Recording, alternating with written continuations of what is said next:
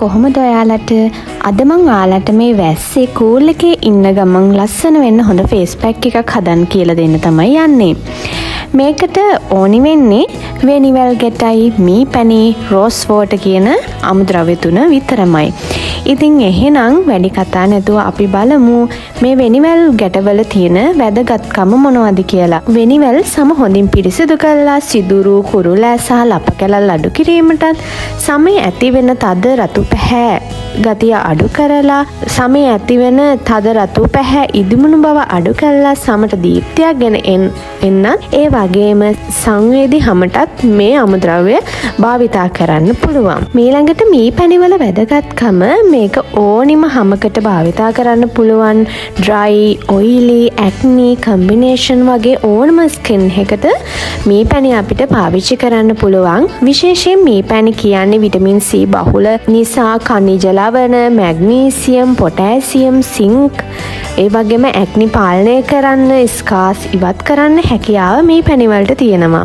Oily, dry skin වලට සමේ තෙතමනේ පවත්වා ගන්නත් මී පැණි වැදගත් වෙනවා. හැම වියපත් වීම මේ මී පැණි වලින් අඩු කරන්න පුළුවන්. ඔයාලා දන්නවනේ ඉතින් අපි හදන ෆේස් පැක් වලට මී පැණි අපි අනිවාර්යෙන්ම යොදා ගන්න නිසා ඔයාලා මේවා ගැන තවදුරටත් දන්නවා. ඊට පස්සේ අපි බලමු රෝස් වෝටර් වල වැදගත්කම මොනවද කියලා. රෝස් වෝටර් වලින් අපේ සමට වියලි බව අඩු කරලා තෙතමනය ලබා දෙන්නත්, සමේ ඇතිවන රතු පැහැය දැවිල්ල අඩු කරන්නත්, සෙන්සිටිව් ගතිය අඩු කරන්නත්, ඒ වගේම සමේ pH අගය පාලනය කරන්නත් වැදගත් වෙනවා. ඒ වගේම සමේ වැඩිපුර නිපදවන තෙල් පාලනය කරලා අපේ ඇක්නි ඇතිවීම අඩු කරන්නත්, සිනිඳු පැහැපත් සමක් ලබා දෙන්නත් මේ රෝස් වෝටර් වැදගත් වෙනවා. එහෙනම් අපි මේ පැක් එක අද හදමු. මේ පැක් එක හදන්න ඕනි වෙන්නේ වෙනිවැල් ගැට තේ හැඳි 2යි, මී පැණි තේ හැඳි 1කුයි, රෝස් වෝටර් තේ හැඳි 1කුයි තමයි ඕනි වෙන්නේ. මේ විදිහට පිරිසිදු වීදුරු භාජනයක් අරගෙන මේකට මේ අමුද්‍රව්‍ය ටික එකතු කරන්න. මේ විදිහට මික්ස් කරලා හොඳ තික් පේස්ට් එකක් හදාගන්න.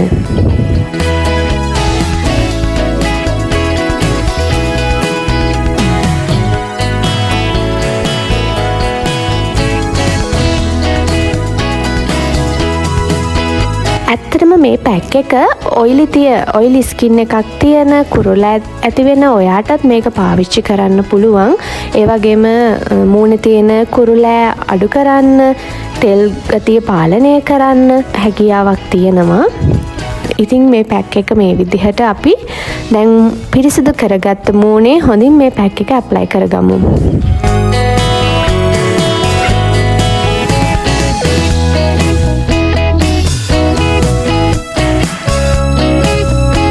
ඊට පස්සේ මේ පැක් එක විනාඩි 20කට පස්සේ වොෂ් කරලා ඔයා පාවිච්චි කරන මොයිස්චරයිස් ක්‍රීම් එකක් ඇප්ලයි කරන්න. අමතක කරන්න එපා මේ දවස්වල කොච්චර වැස්සත් ඔයා සන් ප්‍රොටෙක්ෂන් එක අනිවාර්යෙන් ඇප්ලයි කරන්න ඕනි. මොකද වැස්ස කියලා නැහැ, අපේ ස්කින් එක ඩැමේජ් වෙන්න පුළුවන්. ඒක නිසා ගෙදර ඉන්න ඔයත් සන් ක්‍රීම් එකක් ඇප්ලයි කරනවා නම් අනාගතයේදී ඇති වෙන්න තියෙන සමහර පිග්මන්ටේෂන් තත්ත්වයන් පාලනය කරන්න හැකියාවක් වෙන ලැබෙනවා. මේ වගේ අලුත් වීඩියෝ එකකින් ආයෙ හමු වෙමු.